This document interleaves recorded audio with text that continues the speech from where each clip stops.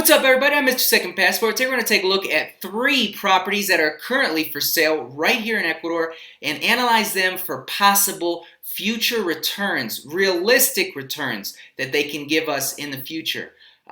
They're all on the beach here in Ecuador in different locations, but super interesting, and I'm using this to show you how you can get value sometimes and a better return on your money, dollar for dollar, if you go for some of these higher priced properties in Ecuador. Let me show you what I mean. First, our first property here is what we'd consider probably one of the lowest priced properties right on the beach, ocean view in Salinas, Ecuador. Right? This property here is in this older building right here that's asking $68,000, just a few buildings over from the Barceló hotel, right on the boardwalk Malecon in Salinas. This is the insides of the place, and there's your view from your living and dining room. Right, it's a 3-bedroom, 2-bath with a parking space, asking $68,000 right now here in Ecuador. Now, but if we analyze this for possible returns, right, what can we make on this legitimately? Now, most of us, like myself, are not interested in renting long-term with a long-term lease to someone. Then you have to worry about getting the money every month, and are they going to pay or not, right? And then, you're kind of putting your back against the wall with inflation, right? What if you agreed to a 1 or 2 year contract and then inflation goes crazy and you're still charging this fixed amount? It doesn't make sense.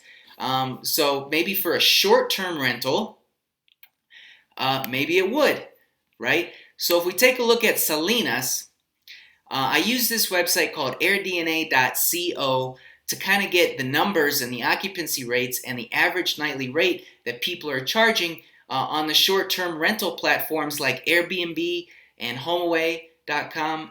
And I'm in the business myself. I currently have 5 listings scattered across both Ecuador and the US. And I use this site a lot to kind of get a quick view on a market.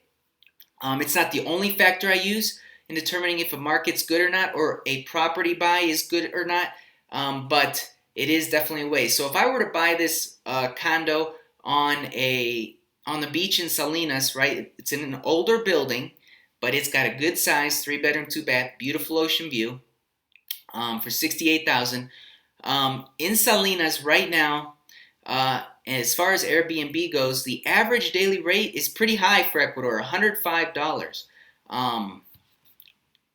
But in the low season, it goes down to 88, right? And then the occupancy rate is only 20%, right? So much lower than even other places in Ecuador. So if we took those two numbers, right, at a 20% occupancy rate, but at that nice of a daily rate, we could expect a monthly revenue of $630 a month, top line, and then you could expect, I think, from my own personal experience and owning a similar condo in the area, would be about $200 in expenses on the high end, right, per month. So you could expect about $430 of income from that. Now, if we multiplied that out by the 12 months, right, then we get our NOI. We get our net operating income, $5,160 in the year. Now, if we divide that by our desired return or cap rate, then we can get the maximum amount that someone like you or me who wants return on their investment, real return, dollar for dollar, should pay for a property like this. Remembering that value does not equal price. They're two totally different things. Just because the price fluctuates in the short term doesn't necessarily reflect on the value of the underlying asset. It can, but sometimes it doesn't. So if we take a look at this, 5160, if we divide it by our desired cap rate or return, for me, that's 12%. Right, even here in Ecuador, because I can put my money in the bank and do nothing for and get 9%, but there's a little bit of bank solvency risk. when you do that here in Ecuador. So I'd want a minimum 12% for my added efforts and times if I am going to invest in a property in Ecuador and then rent it out on a short-term basis on a platform like Airbnb or whatnot, where you can often make a lot more money than you can renting long-term here in Ecuador. So if we take a look, if we divide that net operating income, $5,100, by our desired cap rate, 12%, that's $43,000 is the max that someone like you or me looking for value should pay for a similar condo right there in Salinas right now. So does that make sense? If the value is 43, should we pay 68? Probably not. Right now, if they were willing to come down, but they probably won't come down that much with Ecuadorian sellers here in Ecuador.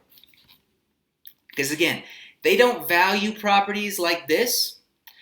They value it more on a past basis of how much they got in it, or maybe a present basis of how much other people are asking similar properties. But they rarely value properties on a future-looking basis, discounting back cash flows or dividing out the cap rate to get kind of an exit cap rate like we're doing right now. So let's take a look. Hopefully I didn't go too deep for you. Let's take a look at our second of 3 properties here to kind of give you an idea of differences in returns and how they improve if you go for some of the slightly bigger properties, sometimes in Ecuador. Depends on the deal.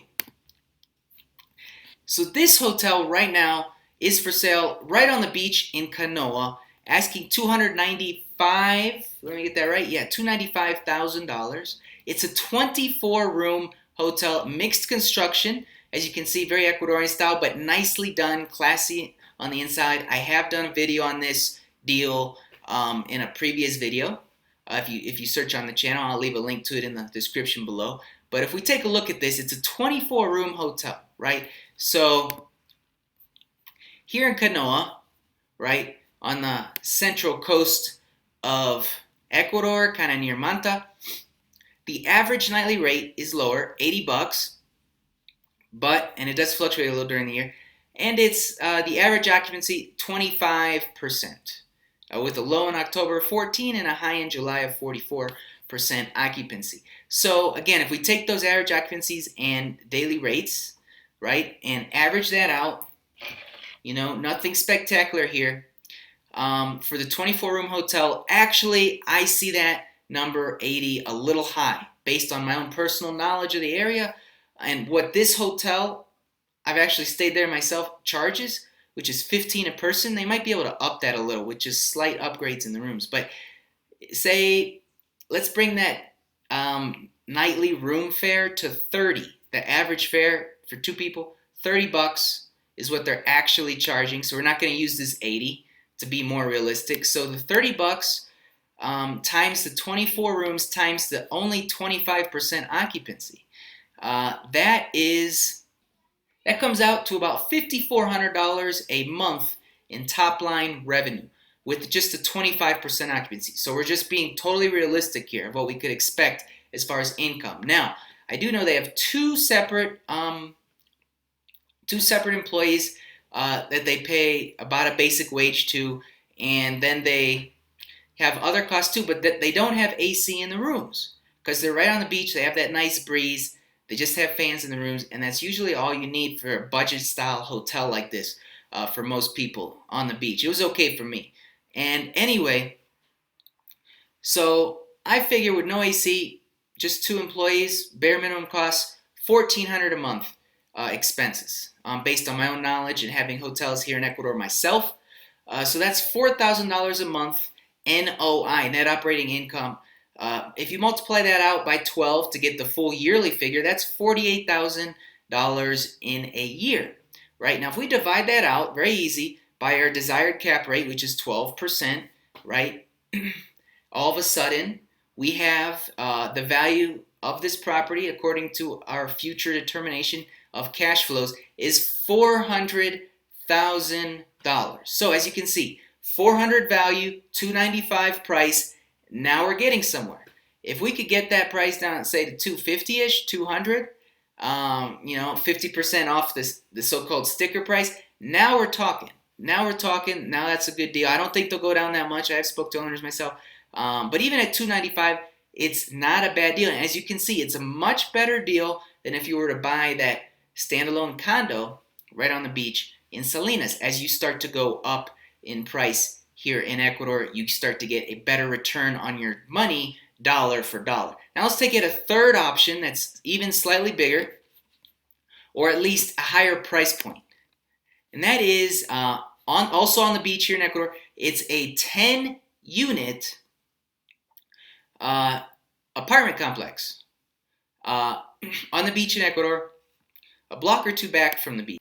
But in this area of the beach in Ecuador, they have a slightly better occupancy rate, 43%, and a pretty similar daily, nightly rate of Kanoa at $90 a night.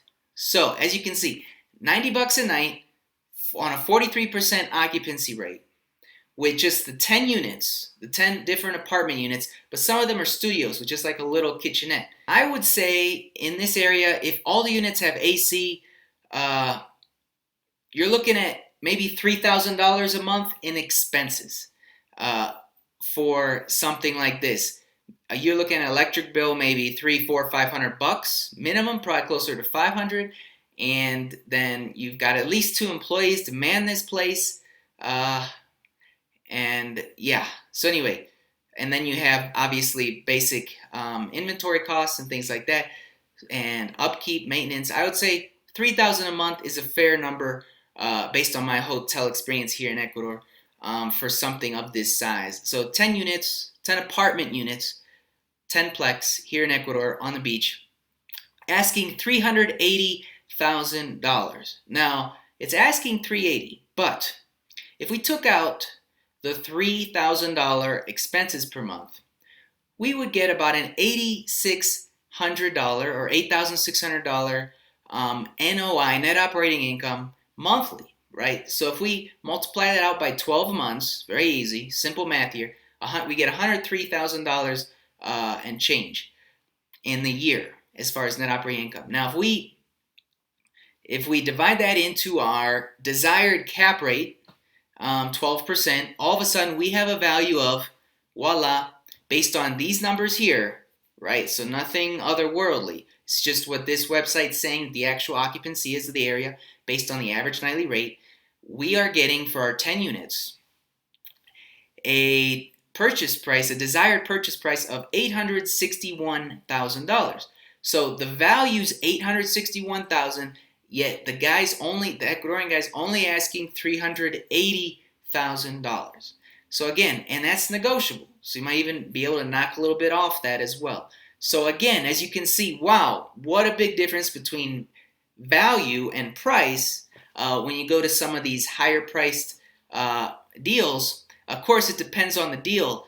But again, this is just an idea of how you can kind of determine value in a real estate purchase, maybe down here in Latin America, before you buy, because there's a lot of overpriced properties down here in Ecuador, and you should avoid 99.9% of them, in all honesty. But some of these higher priced ones, is what I wanted to show today, can actually be good value on your dollar and give you an excellent return on your money. So as far as what the return on our investment would be on this last deal, 27%. Anyway, I'm Mr. Second Passport. If you like this, don't subscribe, hit the like button below.